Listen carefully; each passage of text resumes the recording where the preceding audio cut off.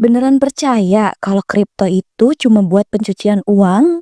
Atau mungkin kamu pikir Bitcoin gak ada harganya karena nggak punya bentuk fisik? Saatnya kita lurusin semua kesalahpahaman tentang kripto. Banyak yang salah paham soal aset kripto, khususnya Bitcoin. Mulai dari gak ada wujud fisik, gak punya nilai, sampai dibilang ilegal. Padahal teknologi di balik kripto itu punya fungsi nyata dan manfaat besar. Yuk kita bahas satu persatu biar gak gampang termakan mitos. Salah kaprah yang pertama, Bitcoin gak ada wujud fisik, jadi gak berharga. Jelas, Bitcoin gak punya bentuk kayak emas atau uang kertas. Tapi gimana dengan pulsa, layanan streaming, atau game online? Mereka juga punya kode digital, tapi tetap punya nilai kan? Sama halnya dengan Bitcoin, yang nilainya datang dari teknologinya. Salah kaprah kedua, Bitcoin nggak punya nilai intrinsik dan fundamental.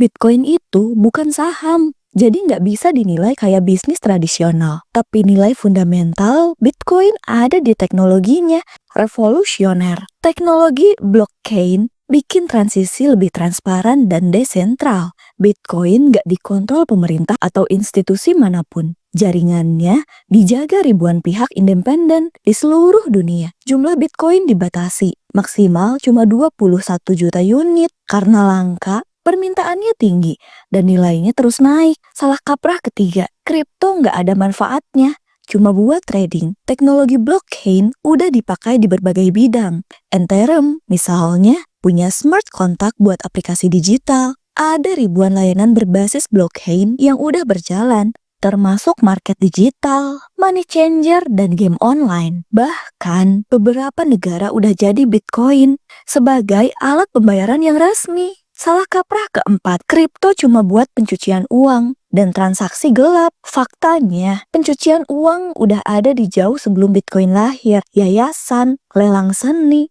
dan bisnis jasa juga sering dijadiin modus. Blockchain malah bikin transaksi lebih transparan dan gampang dilacak. Semua transaksi tercatat selamanya dan gak bisa dihapus. Itu sebabnya banyak pelaku kejahatan akhirnya ketahuan lewat blockchain. Sampai sekarang, lebih dari setengah negara di dunia udah legalin kripto. Jadi masih yakin Bitcoin cuma buat kejahatan? Sekarang pertanyaannya, gimana cara investasi kripto yang aman? Pertama, pilih platform yang udah resmi terdaftar di Indonesia. Kedua, selalu riset sebelum beli aset kripto biar nggak asal FOMO. Ketiga, gunakan strategi yang sesuai dengan tujuan investasi kamu. Masih ada pertanyaan? Tulis di kolom komentar, biar kita bahas bareng-bareng. Jangan lupa like, share, dan subscribe biar gak ketinggalan info penting lainnya.